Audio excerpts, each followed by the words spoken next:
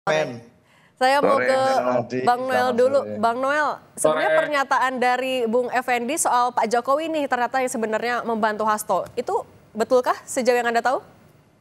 ya setahu saya kayak Pak Jokowi nggak ngurusin begitu-gituan tuh. Yang diurusin kan waktu dia 5 tahun bekerja, 2 periode 10 tahun. Ya dia fokus pada komitmen dia bekerja untuk rakyat, kemudian menyelesaikan PR-PR yang tertinggal, udah itu doang. Nggak mungkin lah bikin nasto. Dan saya yakin nggak terpikirkan juga.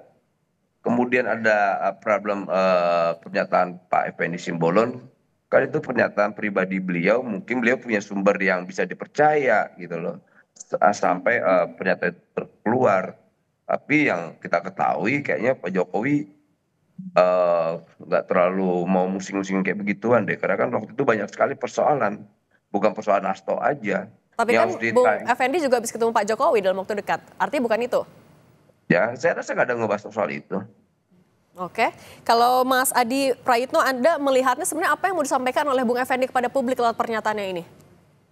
Ya sebenarnya Effendi itu ingin menegaskan bahwa selama ini Jokowi sebagai Presiden Republik Indonesia adalah orang yang berbuat baik kepada Hasto sebagai Sekjen PDIP. Tentu dalam konteks saat itu hubungan antara Jokowi dengan Pak Hasto sebagai Sekjen PDIP tentu sedang baik-baik saja. Jadi segala apapun yang terkait dengan Pak Hasto, terkait dengan politik dan hal-hal lain, tentunya Jokowi itu berada di pihaknya Pak Hasto. Nah repotnya memang membaca statementnya banyak orang yang selama ini cukup dekat dengan Jokowi ini agak repot, Mbak. Karena kalau kita mau jujur, wajah Jokowi ini banyak sekali hari ini. Kadang melihat Jokowi itu dari Bung Noel, kadang juga melihat wajah Jokowi itu dari Bang Effendi Simbolon, kadang juga dari Joman, kadang juga dari Projo, dan seterusnya dan seterusnya. Kadang satu sama yang lain itu orang-orang yang selama ini merasa dekat dengan Jokowi saling bantah-bantahan satu sama yang lainnya. Kalau pernyataan Bung Noel itu kan ingin menegaskan ya bahwa Jokowi itu nggak ada urusan dengan yang lain, nggak ada urusan dengan partai, nggak ada urusan dengan Hasto, hanya fokus bagaimana membangun Indonesia selama 2 periode. Tapi pernyataan Effendi Simbolon itu kan memancing perseteruan yang cukup serius ya, memancing tafsir yang tidak main-main.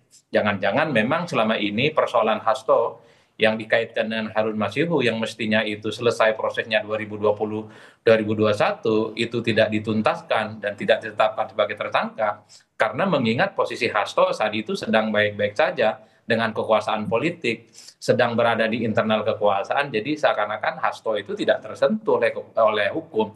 Ini yang kemudian membuat kenapa belakangan ini jangan-jangan memang Pak Hasto itu ya punya jaring pengaman yang memang tidak bisa membuat dirinya itu disangkut pautkan dengan hukum. Tapi ketika tak lagi menjadi bagian dari kekuasaan politik, kemudian terjadi konflik dengan Jokowi, maka persoalan hukum dengan Pak Hasto itu sangat mudah untuk diinvestigasi dan sudah ditetapkan sebagai tersangka. Saya kira di situ, Mbak. Oke.